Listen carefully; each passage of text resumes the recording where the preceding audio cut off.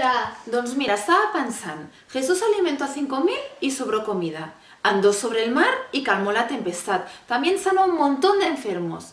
No sé, me parece que ahora toca junto a algún lugar en Genesaret. ¡Dentro vídeo!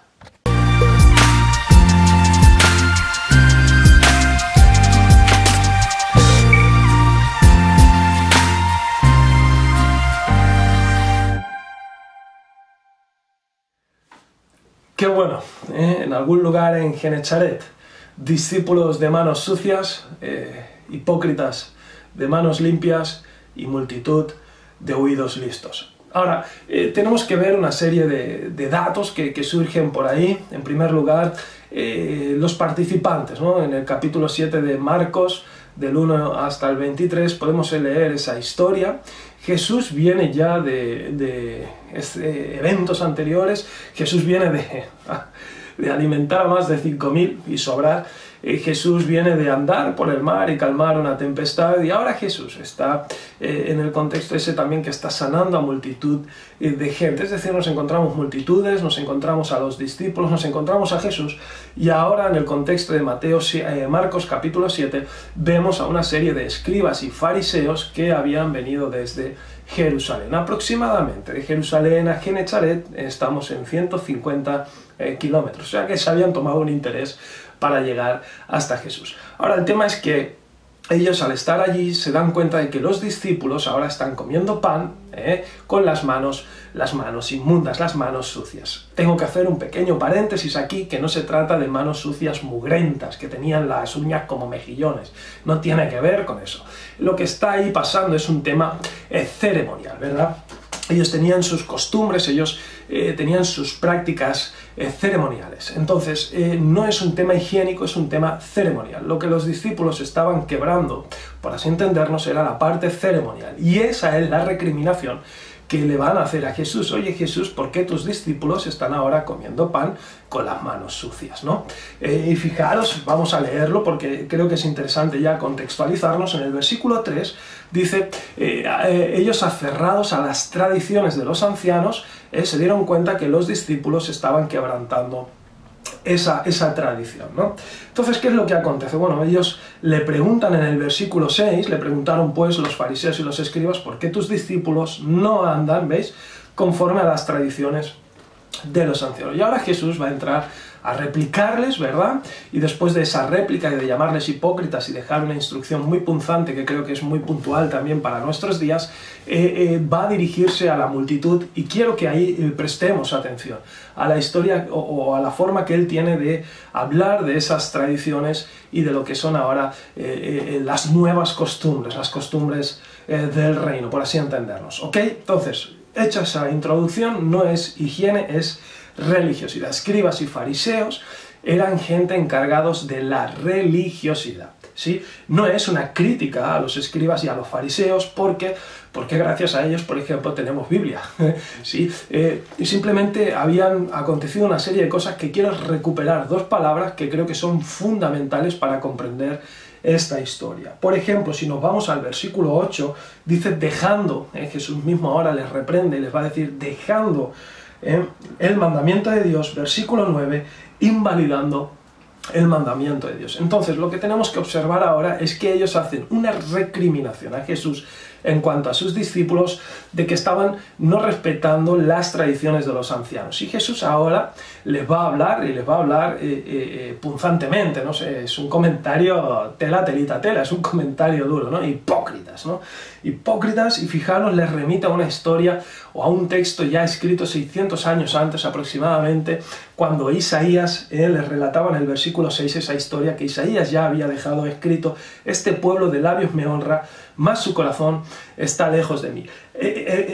Tengo que ir rápido, no quiero alargarme mucho, nos podríamos pasar largo y tendido analizando bien estos textos, pero como os dejo el bosquejo en la introducción, o sea, en la descripción del vídeo, creo que es importante que busquéis la cita de Isaías. No os la voy a dar, os dejo esa tarea para que la hagáis vosotros, pero es muy importante leerse el contexto en el que él está, o Isaías está refiriendo a esa profecía, y fijaros que hay un marco también alrededor de toda esa historia que nos ayuda mucho, ver cómo Jesús saca esa profecía y la aplica también ahora a ese mundo fariseico, escriba, que, cuidado, estaban dejando el mandamiento de Dios y estaban invalidando el mandamiento de Dios. Entonces ahí ahora él les remite una serie de historias y les dice, mira, muy bien, vosotros me acusáis a mis discípulos, está bien, de que no están andando conforme a las tradiciones de los ancianos. Ok, eso yo lo puedo entender, pero ¿y qué de vosotros?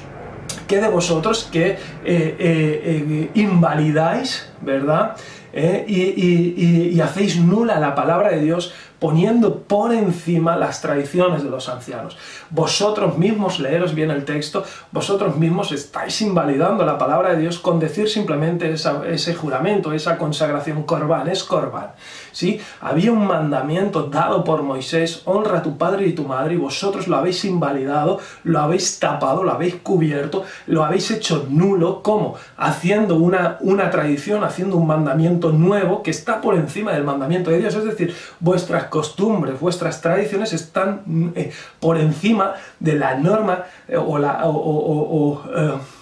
que la palabra es normativa, ¿no? Que la palabra de Dios sea la que rija y gobierne, ¿no? Vosotros eso lo habéis anulado, lo habéis cubierto y habéis puesto por encima vuestras costumbres y tradiciones, invalidando, eso es muy fuerte, dejando a un lado, dejando la palabra de Dios e invalidando, haciéndola nula, y ahora simplemente honrarás a tu padre y a tu madre, vosotros eso lo habéis anulado, lo habéis invalidado simplemente con pronunciar una consagración, es Corbán. Es decir, toda mi economía ahora queda consagrada a las cosas de Dios, ¿no? Y eso no es malo en sí, porque qué bueno poder consagrar y apartar la economía para las cosas de Dios, pero es que el tema es que haciendo eso quedaban libres de la responsabilidad de honrar a tu padre y a tu madre. Bueno, quedaban libres según sus tradiciones, porque el mandamiento nunca se anuló. El honrar es un principio bíblico, eso rige desde el Génesis y regirá hasta el Apocalipsis, hasta que no venga el cielo y tierra nueva, hasta que Dios no establezca todo su orden, eso va a seguir rigiendo, ¿no? Pero a veces ahora las costumbres y las tradiciones, hermanos, anulaban e invalidaban la palabra de Dios. Eso es muy fuerte, ¿sí? Gente, escriba y fariseo encargada de la religiosidad, pero habían perdido toda realidad. Ahora ellos estaban de cuerpo presente, pero de mente ausente. Esas son las cosas que hace la religiosidad. Nos deja con una vida aparente, pero sin vida de reino, sin identidad de reino. Ellos estaban de cuerpo presente, pero de corazón completamente ausente. Dios les dice, vosotros de boquilla me honráis, vuestros labios dan honra, pero vuestro corazón ni me reconoce, ni establece un gobierno, ni me teme. Simplemente os habéis aferrado a esas tradiciones, que por cierto os va bien, ¿por qué? Porque haciendo esa consagración no hace falta que tu economía ahora vaya para tus padres, tú puedes seguir administrando tu economía como si quisieras, y tu avaricia queda cubierta alrededor de esas leyes y os va bien. Y los religiosos, la religiosidad le parece bien también porque atesora economía, ¿sí? Y no tienen que cumplir la palabra de Dios porque la palabra de Dios te compromete, las tradiciones, las costumbres te desvincula del compromiso con la palabra de Dios. Y ahora Jesús, es interesantísima esa historia, es que es muy profunda, me encantaría estarme largo y tendido, pero no me dejáis, me pedís vídeos cortos, familia. Pero aquí esto es muy interesante. En los tiempos que vivimos, es verdad que hay mucha esencia, hay mucha gloria de Dios, hay mucha verdad de Dios, pero también, lamentablemente, estamos rodeados de muchas tradiciones. Hay tradiciones que en su tiempo fueron buenas, hay tradiciones que hoy en día carecen de completo sentido. Entonces tenemos que empezar a discernir, no a criticar. Porque si hoy nuestras generaciones tienen fe, es por el legado que generaciones anteriores nos han dejado. Y eso hay que honrarlo, eso hay que respetarlo. Si hoy nosotros conocemos a Jesucristo es porque gente con sus costumbres, con sus tradiciones, con sus cosas buenas y con sus cosas malas, nos han presentado la obra de nuestro Salvador. Entonces no estoy hablando de esa criticona, que eso está mal, sino que estoy mirando más adelante, liberarnos de aquellas cosas que nos limitan, liberar de aquellas cosas que son superficiales, que nos dejan en religiosidad y nos hacen perder la realidad. Quiero liberarme de aquellas cosas que nos hacen entrar en en un culto y mientras hay un momento de consagración, de búsqueda de Dios, que se está ministrando la palabra, la gente entra tarde y sigue hablando. No respetan ni esos momentos de intimidad. Eso es religiosidad. Estás de cuerpo presente, pero de corazón ausente. Religiosidad es en aquellos momentos que la comunidad de fe decide tomar un tiempo para buscar a Dios, orarle a Dios, clamar a Dios, y entra gente y siguen hablando sin guardar ese corazón y ese ambiente. Eso es religiosidad. Están allí, sí, pero están fuera de ese lugar. Su corazón no está en esa búsqueda.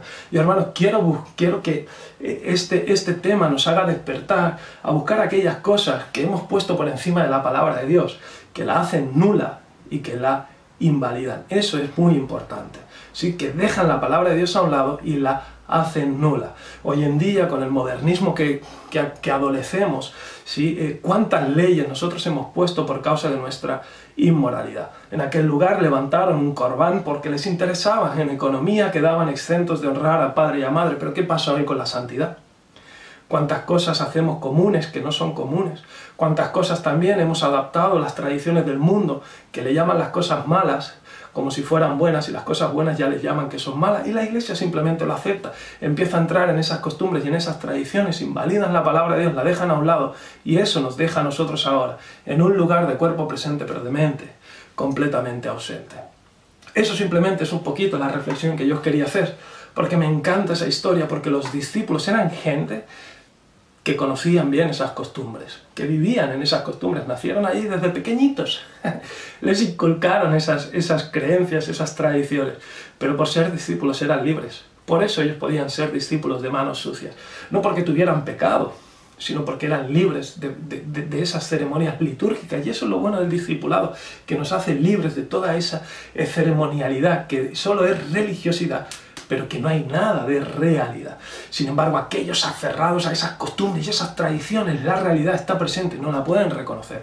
Recorrieron 150 kilómetros para ver ahora si ya no solo quebrantaba un sábado, sino a ver qué otra marcianada se le ocurría a Jesús en cuanto a las tradiciones y quebrar esas tradiciones. Y sin embargo, la realidad estaba presente, Jesucristo estaba presente, el gobierno de Dios a través de Jesucristo, el reino de los cielos se había acercado, y las tradiciones invalidaban y apartaban, los dejaron fuera.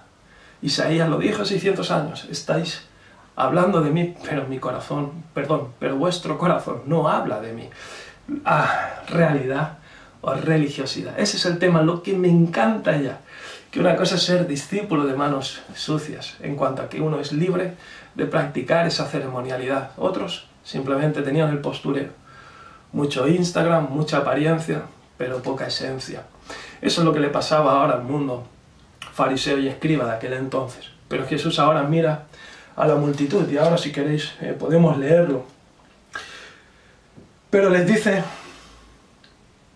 en el versículo 14, llamando a la multitud les dijo: nada hay fuera en el hombre que entre en él, que le pueda contaminar. Lo que sale de él, eso es lo que contamina al hombre.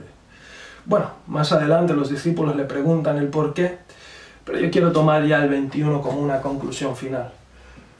Porque de dentro del corazón de los hombres salen, y empieza ahí una retahíla que te lo puedes leer con Romanos 1 del 29, te vas a dar cuenta que el gobierno del hombre en el corazón es igual a corrupción.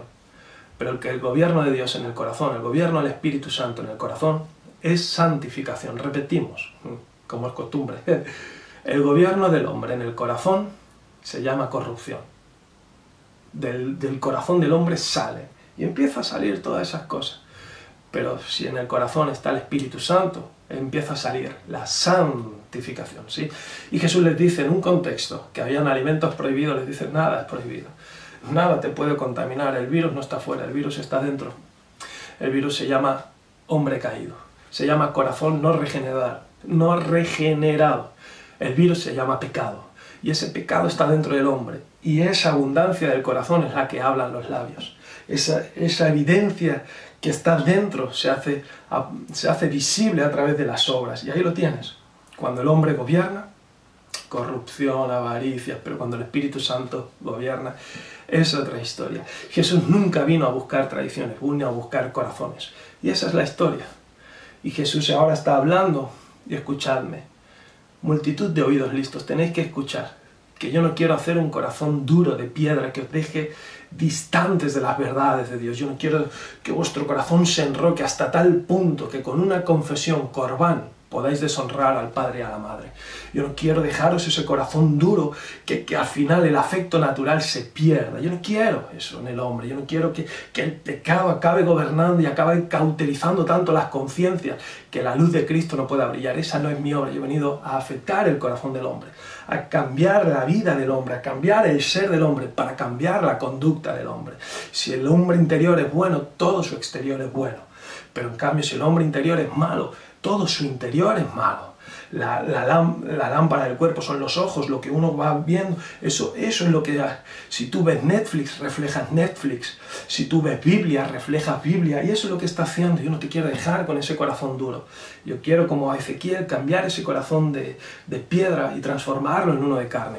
Yo quiero que tu corazón lata cuando lee el Salmo 51. Ten piedad de mí. Yo quiero que el corazón del hombre vuelque hacia Dios, encuentre a Jesucristo, hasta tal punto que exclame como en el Salmo. Yo quiero poner ese corazón tierno, ese corazón de carne que clama, ten piedad de mí. Ten piedad de mí, reconozco mis rebeliones, reconozco mis pecados, pero también quiero ponerte el Salmo del perdonado, el Salmo 32, ese corazón alegre, ese corazón en paz, ese corazón en gozo. Cuando la dicha del perdón es realidad en el corazón bienaventurado, aquel varón que Dios no le inculpa de pecado, que ha quitado su iniquidad. Oh, qué bonito, Salmo 51, un corazón arrepentido. ¡Pah! Salmo 32, un corazón agradecido. Pero no solo esa es la obra que yo vengo a hacer. Quiero que puedas exclamar el Salmo 23, un corazón pastorado. Yo no te quiero un corazón duro, aferrado en tradición y costumbre, invalidando mi palabra. Yo quiero despertar tu mente, quiero despertar tu conciencia, quiero afectar tu corazón, quiero regenerar tu vida interior hasta tal punto que de tu interior salga. Ten piedad de mí, que reconozcas la debilidad del hombre sin Dios, que reconozcas la gratitud que tiene el hombre hacia Dios en cuanto a Dios le perdona los pecados, pero que también se sepa someter. Tú eres mi pastor, ese es el corazón pastorado. Qué bonita dicha, esa es la obra que Jesús quiere hacer. El gobierno del hombre en el corazón se llama corrupción, pero el gobierno de Dios en el corazón se llama santificación. Nos vemos en siguientes vídeos.